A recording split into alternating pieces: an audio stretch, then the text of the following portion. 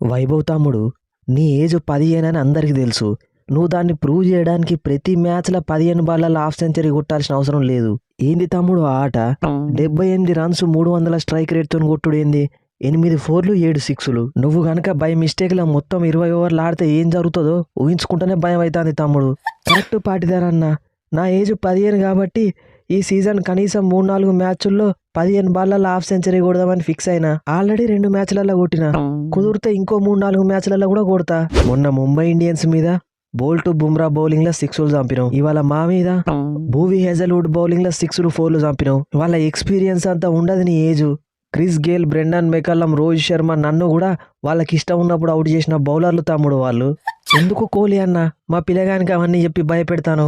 ప్రస్తుతం మా చిన్న తమ్ముడు బౌలర్ ఇవ్వాలన్నా చూడకుండా ఓన్లీ బ్యాటింగ్ మీదనే కాన్సన్ట్రేట్ చేస్తాడు. దానివల్లనే మేము మ్యాచ్లు కూడా గెలుతాను. కోహ్లీ అన్న, బుమ్రా అన్న బౌలింగ్లో, భూవీ అన్న బౌలింగ్లే 6లు 4లు కొట్టిన. ఇక మా నెక్స్ట్ మ్యాచ్ ఎస్ఆర్ఎస్తో ఉన్నది. వాళ్ళ మీద ఎట్లా కొడుతానో ఒకసారి ఊహించుకో. చూస్తా తమ్ముడు, నీకోసమైనా ఆ మ్యాచ్ లైవ్ చూస్తా. పరాక్ తమ్ముడు, నీ లోపల ఇంత కెప్టెన్సీ టాలెంట్ ఉన్నదని నేను అస్సలు ఎక్స్పెక్ట్ చేయలేదు. అది కూడా కెప్టెన్సీ చేస్తున్న సెకండ్ సీజన్కే. పేసర్స్ను కోహ్లీ ఇష్టం ఉన్నట్టు 4లు కొడతాడని పవర్ ప్లేలోనే మన మెయిన్ స్పిన్నర్ రవి బిష్నాయ్ని పట్టుకొచ్చి కోహ్లీని అవుట్ చేయించినావు చూడు, అక్కడనే మ్యాచ్ టర్న్ అయింది. మరి లేకపోతే ఏంది జడేజా అన్న? కోహ్లీ అన్న 6లు కొట్టకుండానే జస్ట్ 4లు కొట్టుకుంటేనే 200 స్ట్రైక్ రేట్తో బ్యాటింగ్ చేస్తాడు. ఇక మనం అవుట్ చేసుడు కొద్దిగా లేట్ అయినా కానీ తర్వాత 6లు కొట్టుడు స్టార్ట్ చేస్తాడు. ఇక లాభం లేదని మన పర్పుల్ క్యాప్ హోల్డర్ బిష్నాయ్ని రంగంలోకి దింపినా అవుట్ కూడా చేసిండు. బిష్నాయ్ తమ్ముడు, తోటి స్పిన్నర్ చెప్తానా, ఈ సీజన్లో నువ్వు వేసే బౌలింగ్ ఫెంటాస్టిక్. టైమ్లీ వికెట్లు తీసుకుంటా మనల్ని మ్యాచ్లు గెలిపిస్తాను. వాస్తవం చెప్పాలంటే 14 ఓవర్లకి మన స్కోరు 125, 7 వికెట్లు పడ్డాయి. అక్కడి నుండి మన టోటల్ 200 దాటిందంటే దానికి కారణం నువ్వు చేసిన బ్యాటింగే. ఫస్ట్ 2 మ్యాచ్లలో 250+ స్ట్రైక్ రేట్తో బ్యాటింగ్ చేసిన నువ్వే ఈ మ్యాచ్లో వికెట్లు పడతాయని 150+ స్ట్రైక్ రేట్తో బ్యాటింగ్ చేసినావు చూడు. ఇది కెప్టెన్ ఇన్నింగ్స్ అంటే. ఎంత ఆడితే ఏం లాభం ఉన్నది కోహ్లీ అన్న? పిల్లగాడు వైభవ్ సూర్యవంశీ పవర్ ప్లేలోనే మ్యాచ్ ముగించేసిండు. ఒక్క మ్యాచ్ ఓడిపోతేనే ఇట్లయితే ఎట్లా పాటిదారు? అసలే మన నెక్స్ట్ మ్యాచ్ ఎంఐతోని, అది కూడా వాళ్ళ హోమ్ గ్రౌండ్ వాన్కేడేలా. మనం ఫుల్ ఆన్ కాన్ఫిడెన్స్ ఉంటేనే వాళ్ళని బిస్కగలం. కరెక్టే కోహ్లీ అన్న, మళ్ళా మ్యాచ్ కూడా రేపే ఉన్నది. వాళ్ళు కూడా వరుసగా 2 మ్యాచ్లు ఓడిపోయి గాయపడిన సింహం లెక్క మన కోసం వెయిట్ చేస్తాళ్ళు. ఇప్పుడు మనం కూడా గాయపడిన సింహాలమే తమ్ముడు. ఈ రాజస్థాన్ దగ్గర పోయిన 2 పాయింట్లు వాళ్ళ దగ్గర తీసుకుందాం. కోహ్లీ అన్న, లాస్ట్ మ్యాచ్లో మా దగ్గర 2 పాయింట్లు తీసుకున్నది కూడా ఈ రాజస్థాన్ వాళ్ళే. గదే చిన్న తమ్ముడు 14 బాళ్ళలో 39 రన్స్ చంపిండు. మేము కూడా వాళ్ళ దగ్గర పోయిన పాయింట్స్ మీ దగ్గరనే తీసుకుందాం అనుకుంటాను. ఎవరెవరి దగ్గర పాయింట్స్ తీసుకుంటారో మ్యాచ్ స్టార్ట్ అయినాక చూద్దాం. మా దగ్గర మీ అన్నున్నాడు. ఇప్పుడు మామూలు త్రో బౌలర్ కాదు, బౌన్సర్ బౌలర్. ఈ మ్యాచ్లో వైభవ్ని అవుట్ చేసింది మీ అన్నే, ఎట్మైర్కి బౌన్సర్ వేసి అవుట్ చేసింది కూడా మీ అన్నే. మా అన్నుంటే నాకేంది, ఎవరుంటే నాకేంది, నాకు పాయింట్సే ఇంపార్టెంట్. ఏంది తమ్ముడు, అన్నతోనే కాంపిటీషనా? వట్టిగానే బిస్కుతా. చూడేలు బ్రో, ఈ మధ్యలో మన టైం ఏందో మనకే అర్థమైతలేదు. ఆరెంజ్ క్యాప్ మన వైభవ్ తమ్ముని దగ్గర ఉన్నది. 4 ఇన్నింగ్స్లలో 200 రన్స్. సెకండ్ ప్లేస్ లో కూడా మన జైస్వాలే ఉన్నాడు, 183 రన్స్. ఇక 3వ ప్లేస్ లో నువ్వున్నావు, 176 రన్స్. పర్పుల్ క్యాప్ మన బిష్నాయ్ దగ్గర ఉన్నది, 9 వికెట్లు. వరుసగా 4 మ్యాచ్లు గెలిచి అన్బీటెన్ గా టేబుల్ టాప్లు ఉన్నావు. అందరికంటే బెస్ట్ నెట్ 100 కూడా మనదే. మళ్ళా మనం ఓడించినవి కూడా మామూలు టీమ్స్ కాదు. CSK, MI, GT, RCB, most successful teams in IPL. Parag, tournament start కావడానికి ముందు అందరూ మనల్ని లైట్ తీసుకున్నారు. మళ్ళీ నిన్ను కెప్టెన్ చేయంగానే గీ పరాగ్ క్యాప్టెన్సీలో గీ పిల్లగాళ్ళు ఏం ఆడతారు అనుకున్నారు. కానీ ఇప్పుడు అందరూ మనల్ని చూసి భయపడతాళ్ళు. ఆ భయమే మన ఇన్వెస్ట్మెంట్. భయం అది పుట్టించింది ఎవరు? నేను. దొరకక 4వ మ్యాచ్లో ఛాన్స్ దొరికితే మ్యాచ్ ఓడిపోయాను. ఇంపాక్ట్ ప్లేయర్గా వచ్చి ఇంపాక్ట్ సృష్టించినా కానీ లాభం లేకుండా పోయింది. అయ్యర్ బ్రో, వాస్తవం చెప్పాలంటే నువ్వు కొట్టిన 4లు 6ల వల్లనే లాస్ట్లో మన స్కోర్ 200 దాటింది. నువ్వు మంచిగానే ఆడినావు కాబట్టి ఖచ్చితంగా నీకు మళ్ళీ ఛాన్స్ దొరుకుతుంది. టెన్షన్ పడకు. నీ బెస్ట్ ఫ్రెండ్ పాటిదర్ కెప్టెన్ అని మర్చిపోకు. బెస్ట్ ఫ్రెండ్ అనుకుంటానే ఫస్ట్ 3 మ్యాచ్లు బెంచ్ మీద కూర్చోబెట్టినావు. మొన్నటిదాకా మంచి బౌలింగ్ చేసిన నన్ను హెజల్వుడ్ రావగానే పక్కకు పెట్టిల్లు. అదే ఈ మ్యాచ్లో అభినందన్ సింగ్ ప్లేస్లో నేను ఆడేది ఉంటే ఈ మ్యాచ్ మనమే గెలుస్తుండే. టఫీ బ్రో, వాస్తవం చెప్పాలంటే నువ్వు ఇచ్చిన పర్ఫార్మెన్స్కి నిన్ను డ్రాప్ చేయడం కష్టమే. కానీ హెజల్వుడ్ లాస్ట్ సీజన్ మనల్ని ట్రోఫీ గెలిపించిన ప్లేయరు.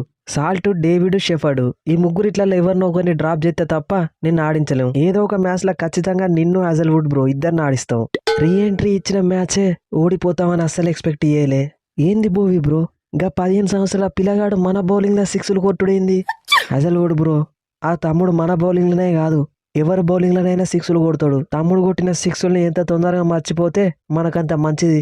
కోహ్లీ అన్న, వాస్తవం చెప్పాలంటే ఈ మ్యాచ్లో టాస్ ఓడిపోవడం కూడా మనకు మైనస్ అయింది. ఇనిషియల్గా వర్షం బాల్ ఉండడం వల్ల పిచ్ కొద్దిగా పేసర్స్కి అనుకూలించింది. జోఫ్రా ఆర్చర్ ఫస్ట్ బాల్కే మన సాల్ట్ని అవుట్ చేసిండు. మనం మ్యాచ్ ఓడిపోవడానికి సగం కారణం టాస్ కూడా. కరెక్ట్ పాటిదర్ తమ్ముడు.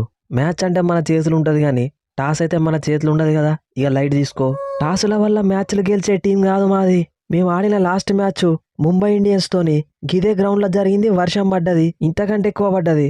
అక్కడ టాస్ కూడా ఓడిపోయినాం. అయినా కానీ ఫస్ట్ బ్యాటింగ్ చేసి 150 కొట్టి ముంబై ఇండియన్స్ని వట్టిగానే విసికినాం. అట్లుంటది ఆర్ఆర్ తోని. పరాగు, ఇప్పుడు నీ టైం నడుస్తుంది. ఈ సీజన్ మళ్ళా మనకి రివర్స్ ఫిక్చర్ లేదు. మళ్ళా మనం కలిసేది ప్లే ఆఫ్స్లోనే. ఈ మ్యాచ్కి రివెంజ్ అక్కడ ప్లాన్ చేస్తా. మేము ఎట్లాగూ ప్లే ఆఫ్స్కి పోతాం కానీ మీ నెక్స్ట్ మ్యాచే ముంబై ఇండియన్స్తో ఉన్నది. వాళ్ళు అసలే మేము ఓడించిన విధానానికి మండిపోయి ఉన్నారు. చూసుకోవాలి మరి. పరాగు, నీకే కాదు ప్రపంచం మొత్తానికి చూపిస్తాం వాన్కేండేలా ఈ ఆర్సీబీ ఆడించే ఆట. జూరెల్ బ్రో, అందరూ వైభవ్ మీద కాన్సన్ట్రేట్ చేసి నువ్వు చేసిన బ్యాటింగ్ని గుర్తించలేరు. 43 బాళ్లలో 81 నాట్అవుట్, 8 4లు 3 6లు. మన విజయంలో నీది కూడా కీలకమైన పాత్ర జూరెల్ బ్రో. అట్లుంటది మరి మనతోని. జూరెల్ బ్యాటింగ్ కత్తాండంటే మ్యాచ్ ఫినిష్ చేసే పోతాడు. SRH, I'm coming. So friends, ఈ స్పూఫ్ కనుక మీకు నచ్చితే మన ఛానల్ని సబ్స్క్రైబ్ చేసుకోండి. వీడియోని లైక్ చేయడం మాత్రం మర్చిపోకండి. మన వీడియోస్ని జస్ట్ ఎంటర్టైన్మెంట్ పర్పస్లో మాత్రమే చూడండి. మిగిలినవేం పట్టించుకోవాల్సిన అవసరం లేదు. ఇవాళ సూపర్ సాటర్డే 2 మ్యాచ్లు అవుతున్నాయి. మధ్యాహ్నం Punjab Kings versus Sunrisers Hyderabad. ఈ మ్యాచ్కి సంబంధించిన స్పూఫ్ ఆల్రెడీ అప్లోడ్ అయింది. లింక్ కింద డిస్క్రిప్షన్లో ఉంది. ఈవినింగ్ జరగబోయే match Chennai Super Kings versus Delhi Capitals. ఈ మ్యాచ్కి సంబంధించిన స్పూఫ్ కూడా అప్లోడ్ అయింది. లింక్ కింద డిస్క్రిప్షన్లో ఉంది. సో ఇంట్రెస్ట్ ఉన్న వాళ్ళు ఎవరైనా ఉంటే పోయి ఈ 2 వీడియోలు కూడా చూడండి, బాగుంటాయి. ఇక నిన్నటి మ్యాచ్ గురించి మాట్లాడుకుంటే ఆర్ఆర్ వాళ్ళు వారైతే 1 సైడ్ చేసి పడేసిళ్ళు. ముఖ్యంగా వైభవ్ సూర్యవంశీ. ఈవెన్ ధ్రువ్ జురెల్ కూడా అభినందన్ సింగ్ చేసిన పవర్ ప్లే లాస్ట్ ఓవర్లో 24 రన్స్ కొట్టిండు. ఒకవేళ పాటిదర్ కనుక ఆ ఇన్నింగ్స్ ఆడుండకపోయినా, లేకుంటే వెంకటేశ్వర్ వచ్చి లాస్ట్ లో క్యామియో ఆడుండకపోయినా వీళ్ళ స్కోర్ 180 170 దగ్గర ఉంటుండే. ఆర్ఆర్ ఖచ్చితంగా ఆ టోటల్ ని 10-12 ఓవర్లలో చేజ్ చేస్తుండే. దానివల్ల ఆర్సీబీ నెట్ రన్ రేట్ మీద ఇంపాక్ట్ పడుతుండే. బట్ ఆర్సీబీ అయితే 2 పాయింట్లు పోయినా కానీ నెట్ రన్ రేట్ అయితే కాపాడుకున్నారు. వాళ్ళ నెట్ రన్ రేట్ ఇంకా +1.23 ఉంది. ఇది ఆర్సీబీకి ముందు చాలా హెల్ప్ అవుతుంది. వర్షం పడ్డది కాబట్టి ఈ మ్యాచ్లో టాస్ అయితే కూడా కొద్దిగా ఇంపాక్ట్ చూపించింది. ఇక నన్ను అడిగితే ఈ సీజన్లో అయ్యర్ అండ్ పాటిదర్ తర్వాత బెస్ట్ కెప్టెన్ పరాగే అని చెప్తా. వాస్తవం చెప్పాలంటే పరాగ్ని కెప్టెన్ అనౌన్స్ చేసినప్పుడు జడేజా కెప్టెన్సీ ఇస్తే బాగుండు అనిపించింది ఒక 2 సీజన్లు. ఎందుకంటే లాస్ట్ సీజన్ పరాగ్ కెప్టెన్సీ అంత బాగలేదు. బట్ ఈ సీజన్ అయితే స్పాట్ అని ఉన్నాడు. ఇక మీరేమనుకుంటున్నారో కింద కామెంట్ సెక్షన్లో చెప్పండి. నెక్స్ట్ వీడియోలో మళ్ళీ కలుద్దాం. Thanks for your love and support.